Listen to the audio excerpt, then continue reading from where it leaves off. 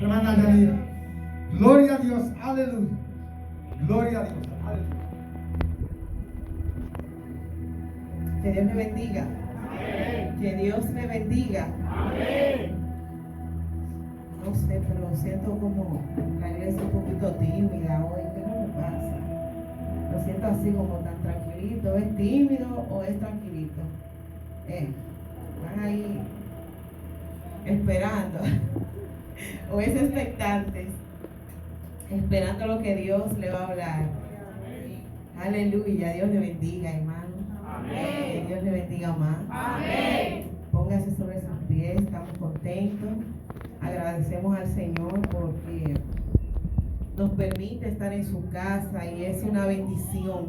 Amén. Poder estar en la casa de Dios. A veces venimos y lo vemos ya como algo tan natural.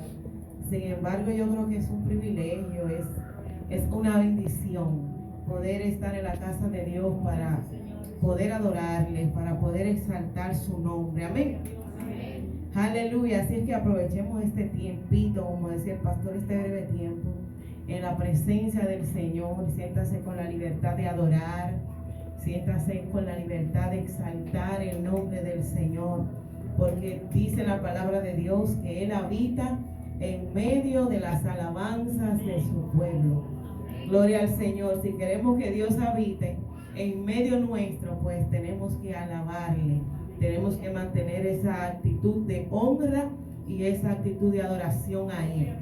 Gloria al Señor. Quiero invitarlos ahí a buscar en sus Biblias en el Evangelio de Juan, capítulo 11, verso 40. Gloria a Dios.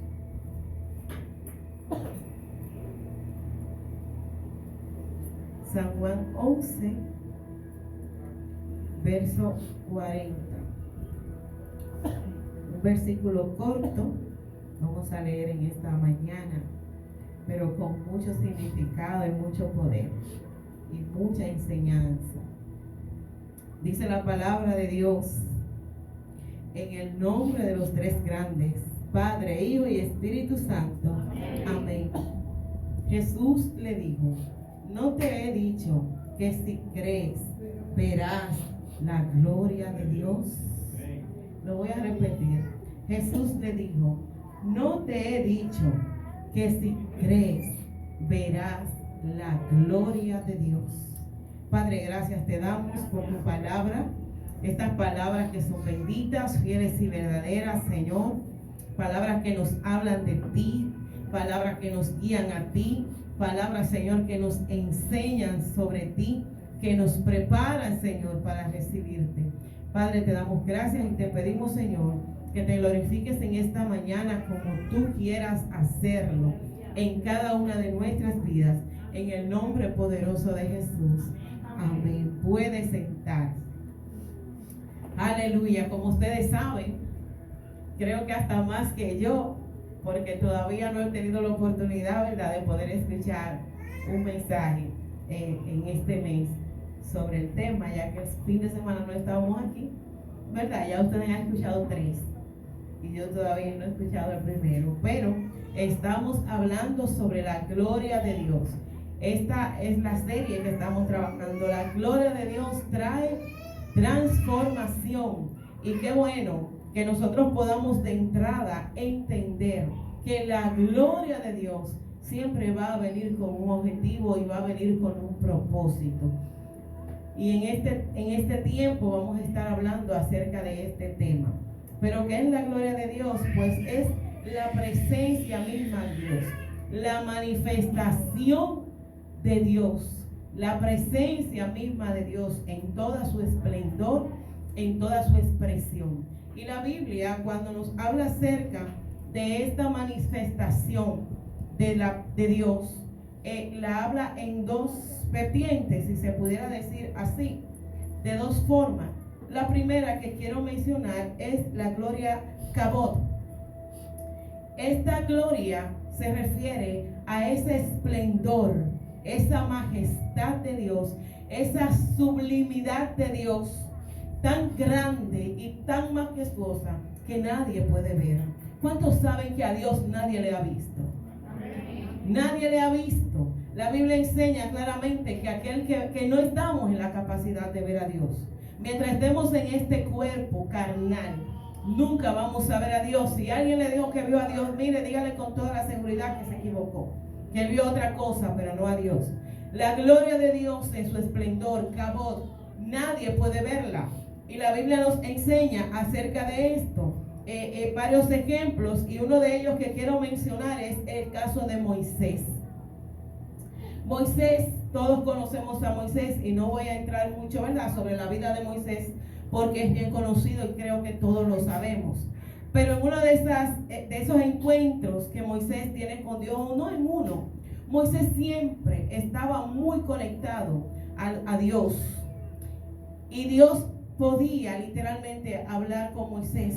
Sin embargo, vemos aquí en Éxodo capítulo 24, cuando Moisés tiene ese encuentro con Dios en ese lugar donde Dios le entrega las tablas y los mandamientos. ¿Alguien aquí lo ha leído? Cuando Dios le entrega las tablas de los mandamientos, ¿alguien se sabe los mandamientos? Siento que está como tímido. ¿Qué? Los mandamientos. Los mandamientos, sí. Cuando Moisés sube al Sinaí, que es el monte donde tiene este encuentro con Dios, donde Dios le da los mandamientos, la Biblia enseña que ahí tuvo ese encuentro cara a cara con Dios. Y la Biblia dice literalmente cara a cara, pero ¿cómo así si acabo de decir que nadie ha visto a Dios? La Biblia enseña justamente ahí donde Dios se encuentra con Moisés, que Dios mismo le dice a Moisés, Moisés quiere ver la gloria de Dios. Y Dios le dice, no puedes ver mi gloria.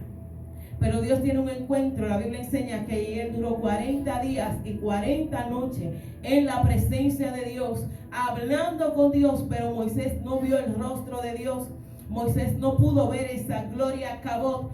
Sin embargo, él pudo experimentar la presencia de Dios, y más adelante le voy a explicar. Gloria al Señor.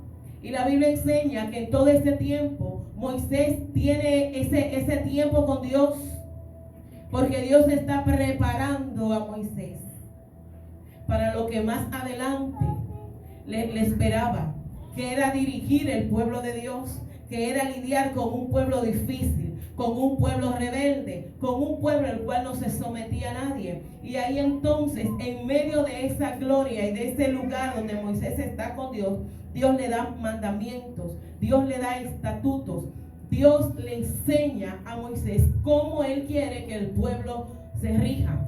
Y es que en la presencia de Dios no podemos, escuche bien, no podemos nunca hablar de la gloria de Dios y desligarla de lo que enseña la palabra. Dios le está dando palabra a Moisés para su pueblo. No podemos andar en la gloria de Dios sin antes nosotros sumergirnos en esta palabra de Dios. Si nosotros queremos comenzar a andar y experimentar una transformación a través de la gloria de Dios, tenemos que comenzar sumergiéndonos en la palabra de Dios. Ahí vamos a conocer la verdadera gloria de Dios. Vamos a ver la presencia de Dios en nuestras vidas a través del estudio de la palabra. Es la forma donde nosotros podemos conectar y podemos conocer a Dios. La Biblia dice que Moisés bajó de ese lugar transformado. El rostro resplandecía como el sol, de tal manera que Moisés tuvo que tapar su rostro a causa de la gloria de Dios tan fuerte que nadie podía ver el rostro de Moisés. La gloria de Dios fue tan grande que hubo un cambio y una transformación en la vida de Moisés. Dios lo preparó, Dios lo capacitó para poder dirigir a su pueblo. Pero vemos también más adelante donde Dios sigue trabajando y sigue tratando con Moisés, y vemos este momento en el cual están ya casi llegando a aquel lugar, a la tierra prometida, donde Dios le había dicho que iban a entrar. Pero llega este momento donde Moisés comienza a decirle, Señor, pero es que tú me has entregado a un pueblo difícil, es un pueblo rebelde. ¿Para qué me trajiste? Si tú no vas conmigo, yo no voy. No quiero llegar tú me has mandado, pero si tu presencia no está conmigo, yo no voy a ir. Le dice Moisés a Dios. Y Dios entonces le dice a Moisés, está bien, mi presencia irá contigo. Moisés le dice, espérate, tu presencia, yo quiero tu gloria conmigo. Yo quiero ver tu gloria. Si tú me estás enviando, yo quiero ver tu gloria. Y es en ese momento donde Dios le dice, es que no puedes ver mi gloria. Moisés, hermano, él tenía esa relación con Dios. Y Dios le dice, no puedes ver mi gloria, pero vamos a hacer algo. Yo voy a pasar, pero cuando yo vaya a pasar, te voy a poner en la hendidura de la peña y voy a tapar tu rostro, porque no puedes ver mi gloria. Moisés era un hombre que vivía conectado con Dios, que él experimentaba esa gloria, pero esa gloria cabot que Moisés quería ver era imposible. Y ahí dice la Biblia que Moisés vuelve y tiene ese encuentro maravilloso con Dios. Pero si Moisés no ha visto el rostro de Dios, entonces que vio Moisés, que experimentó Moisés, es la Shekinah, que también es un término que hace referencia a la gloria de Dios. Pero esta gloria de Dios no es esa gloria que no podemos ver. Esta gloria Shekinah es la gloria a la cual nosotros como sus hijos tenemos acceso. Es la manifestación de Dios entre sus hijos. Es la manifestación de la presencia misma de Dios entre su pueblo. Es esa presencia que nos guía. Es esa presencia la que nos dirige. Es esa presencia la que nos corrige.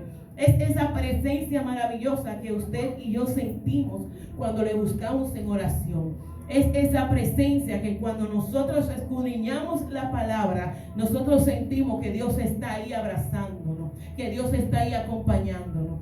Esa Shekinah es esa presencia que cuando nosotros nos sentimos solos, de repente viene ese algo que nos abraza, que nos arropa y nos dice tranquilo porque estoy contigo.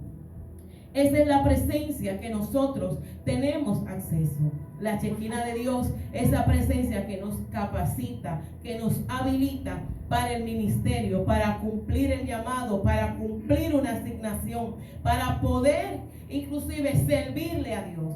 Es esa presencia Shekinah. El pueblo de Israel entendía la importancia de esta presencia de Dios en medio de ellos, porque ellos entendían que la presencia de Dios no venía o no estaba solamente para sentir como, ay, se me puso la piel de gallina. Esta presencia no venía solamente como para que en medio de una administración y en medio de un culto podamos llorar y derramarnos en lágrimas, o hablar en lenguas, o danzar, o cualquier manifestación del Espíritu Santo. Y al final nos vamos y qué guau, qué lindo, qué presencia, y todo quedó ahí. No. Cuando la presencia de Dios viene, tiene que cambiar nuestras vidas. Tiene que haber una transformación. Tiene que haber algo diferente en nosotros. Y el pueblo de Israel entendía esto, este principio sobre la gloria de Dios. Por eso el pueblo no se movía sin la dirección de Dios. El pueblo de Israel no se movía sin la presencia de Dios. En tiempos atrás, la presencia de Dios era representada en el pueblo a través del arca. El arca del pacto. Cada vez que el pueblo tenía una guerra, tenía que salir a batalla, lo primero que ellos hacían era poner el arca aquí enfrente y comenzar todos a caminar detrás del arca. ¿Qué representa esto? Que el pueblo entendía que Dios tenía que ir delante de ellos, que a través de esto ellos iban a recibir la victoria, porque Dios iba delante de ellos, porque Dios era quien peleaba por ellos. Dios iba delante de ellos. Gloria al Señor. Ellos sin esa presencia no se movían. Pero ¿qué pasa? Que en estos tiempos vemos todo lo contrario. En estos tiempos amamos a Dios, somos cristianos, somos fieles a Dios, pero a veces estamos tan involucrados en los afanes y en las cosas del mundo que para lo último que tenemos tiempo es para decirle al Señor que vaya delante de nosotros. Por eso en este tiempo nosotros ya no nos preocupamos por saber cuál es la voluntad de Dios al momento de tomar una decisión importante en nuestras vidas. Por eso ya nosotros, si tenemos dinero, no necesitamos saber si es la voluntad de Dios que yo compre esa casa. No necesitamos saber si es la voluntad de Dios que yo compre ese vehículo. No es la voluntad de Dios. No queremos saber si es la voluntad de Dios que yo trabaje en ese lugar, que yo me case con esa persona, que yo esté con esa persona. No nos preocupamos por esto. Entonces, cuando llega el momento, nosotros omitimos a Dios para ciertas cosas. Para una lo involucramos, para otra lo omitimos. Entonces, a veces nosotros omitimos a Dios y comenzamos a caminar y a tomar decisiones y a hacer cosas.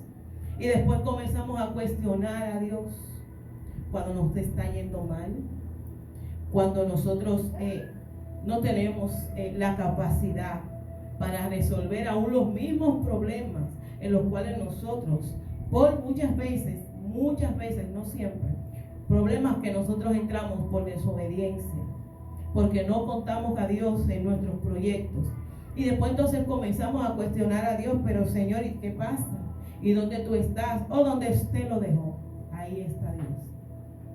En el mismo lugar donde usted y yo lo dejamos cuando no lo involucramos en nuestras vidas.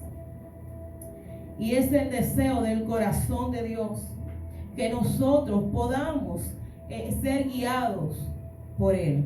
Que es el deseo de Dios poder estar con nosotros donde quiera que nosotros nos movamos. Estar con nosotros donde quiera que nosotros estemos. Todo lo que hagamos, Dios quiere ser el centro. Dios quiere estar ahí para ayudarnos, para bendecirnos. Dios quiere darnos victoria. Dios quiere bendecirnos. Él es el deseo de Dios para usted y para mí. Necesitamos volver a retomar ese sentimiento de contar a Dios en primer lugar, de buscar a Dios, de preocuparnos por esa presencia de Dios en medio nuestro, por esa gloria de Dios que nunca se aparte de nuestras vidas.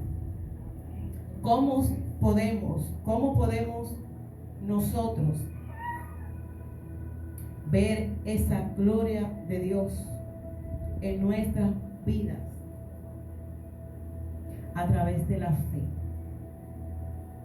A través de la fe. Gloria al Señor. Aquí donde leímos en el libro de Juan capítulo 11, versículo 40, nos habla acerca de una historia bien interesante. Es la historia donde Lázaro, el amigo de Jesús, había muerto. Y la Biblia nos enseña aquí en este pasaje que cuando Lázaro enferma, sus hermanas comienzan a preocuparse y mandan a buscar a Jesús. Dicen, oye, Lázaro está enfermo. Ellas conocían a Jesús, eran cercanas, eran íntimos. Y ella le dice, manden a buscar a Jesús porque Lázaro está enfermo. Y ellas tenían la seguridad de que si Jesús venía, Él podía sanar a Lázaro, porque ellas estaban cerca de Jesús. Ellas habían visto la mano de Dios obrar. Ellas vieron a Jesús sanar muchas personas. Y ellas estaban convencidas de esto, de que si Jesús venía a tiempo, Él podía hacer algo por su hermano Lázaro. ¿Qué pasa? Que nuestro amado Jesús, Él conoce todos los tiempos. Y ella le dice, y él dice, sí, tranquilo, ya voy. Y sale y sigue haciendo unas que otras cosas de camino el Señor. Y llega la situación en la que Lázaro muere. Después que Lázaro ha muerto, entonces viene Jesús. Y dice la Biblia, imagínense usted este cuadro. Ellas sabían que Jesús podía hacer algo con Lázaro, ¿verdad que sí? Y le dice Marta: Maestro, si hubieses llegado, mi hermano no hubiera muerto. Yo me imagino este cuadro, ella desesperada, se murió su hermano, entre lágrimas, entre tantas cosas. Cuando se encuentra con este hombre, le dice: wow, si hubieras llegado a tiempo, mi hermano no hubiera muerto. Hermano, como sea así, como que estás echándole la culpa, suena, ¿verdad? Se murió por tu culpa, porque tú no hiciste lo que tenías que hacer y no llegaste a la hora que tenías que llegar.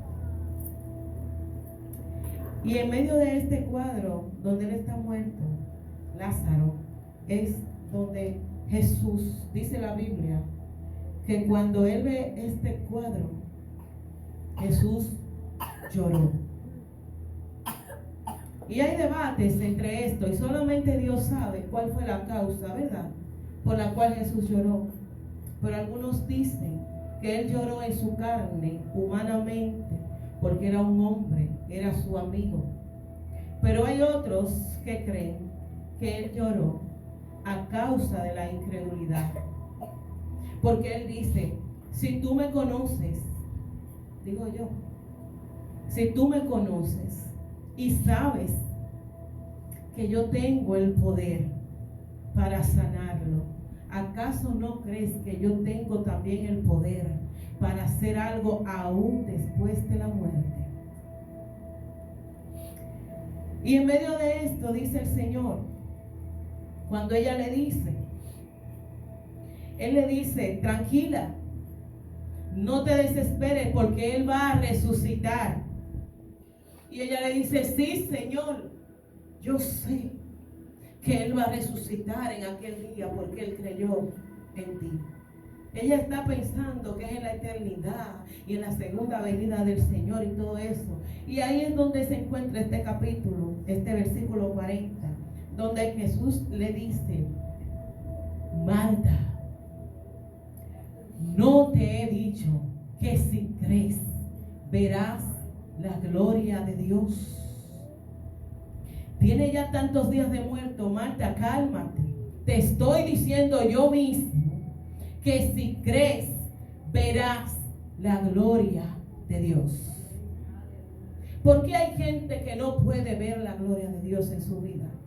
Porque están muy enfocados en la realidad. Porque estamos mirando el problema. Porque estamos dándole espacio a la duda. Pero no estamos creyendo. No estamos creyendo en lo que Dios puede hacer. Y en esta mañana alguien tiene que salir de este lugar entendiendo que si cree va a ver la gloria de Dios.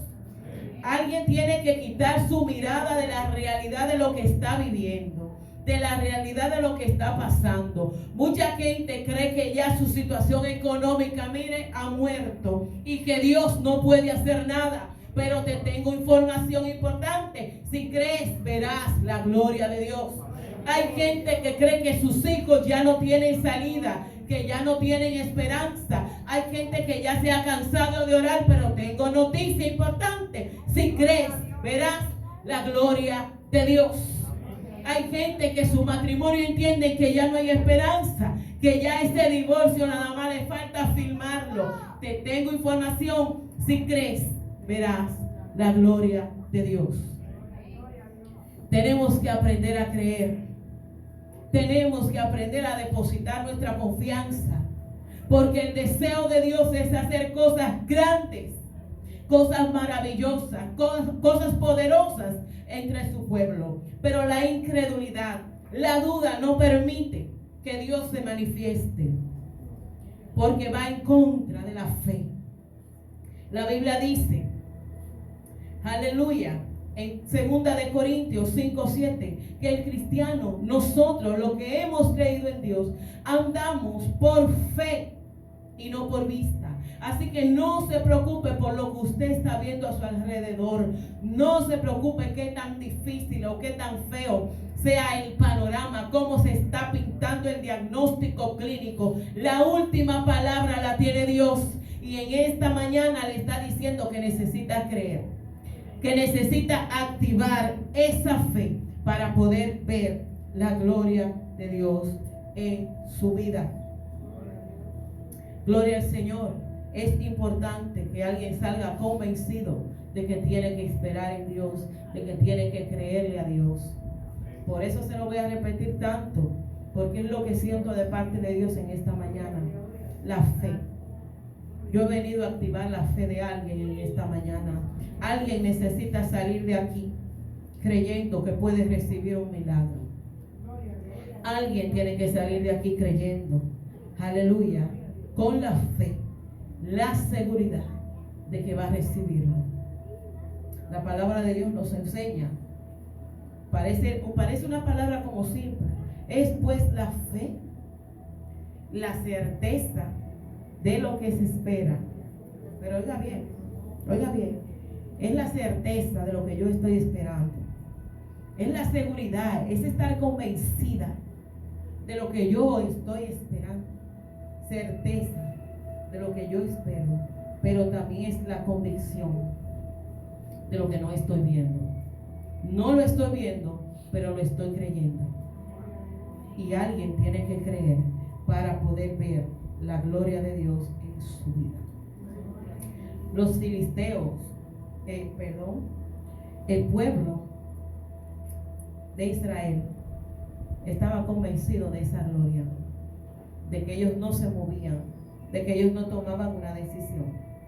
Y en una ocasión encuentran en combate en el libro de Samuel. Este libro es maravilloso. Mire, el libro de Éxodo y Samuel, primero y segunda de Samuel, yo les recomiendo que durante este mes usted pueda leerlo para que usted pueda entender la importancia que es la gloria de Dios en nuestras vidas y en nosotros poder ser guiados por esa gloria, esa presencia que vaya con nosotros. La Biblia aquí nos enseña, gloria al Señor, que ellos entraron en un combate con los filisteos y ellos habían perdido la guerra porque habían descuidado el arca, habían descuidado la presencia. Y yo analizaba esta mañana, todavía esta mañana estaba analizando esto. Dice la Biblia ahí en el primer libro de Samuel que ellos habían descuidado el arca y ellos entran en batalla con este pueblo. Y Dios permite que los filisteos ganaran. Cuando los filisteos ganan, ellos en automático entienden: traigamos el arca, porque el arca, recuerden, representaba la presencia de Dios entre ellos. Traigan el arca, y traen el arca, y vuelve el combate, y pierden de nuevo. Y yo dije, pero Señor, pero ahí estaba el arca, ¿qué pasó? Pues yo no entendí, ¿verdad? Y todavía esta mañana estoy pensando, pero ¿qué pasó? Porque el arca estaba ahí. Sí, pero mire, hermano, no es lo mismo cuando usted busca la presencia de Dios porque usted entiende que necesita estar conectado con Dios, a cuando usted busca la presencia de Dios porque usted necesita un beneficio. Ellos querían que Dios le diera la victoria. Estaba descuidado, pero fueron y lo buscaron para que Dios le diera la victoria, y así no funciona. Dios necesita que nosotros podamos estar con Él, porque nosotros entendemos que no podemos hacer nada separados de Él, que fuera de su presencia, que fuera de su gloria, no podemos hacer nada.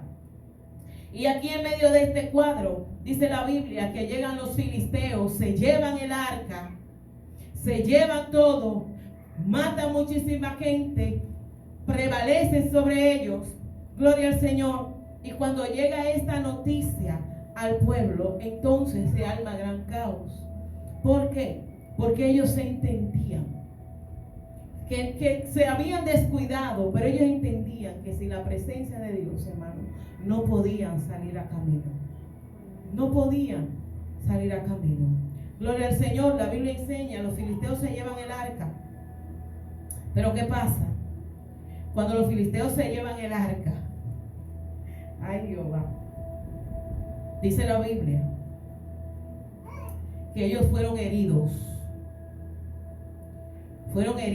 con tumores, y muchos de ellos también murieron a causa del arca. ¿Por qué? Porque la presencia de Dios, hermanos, es delicada.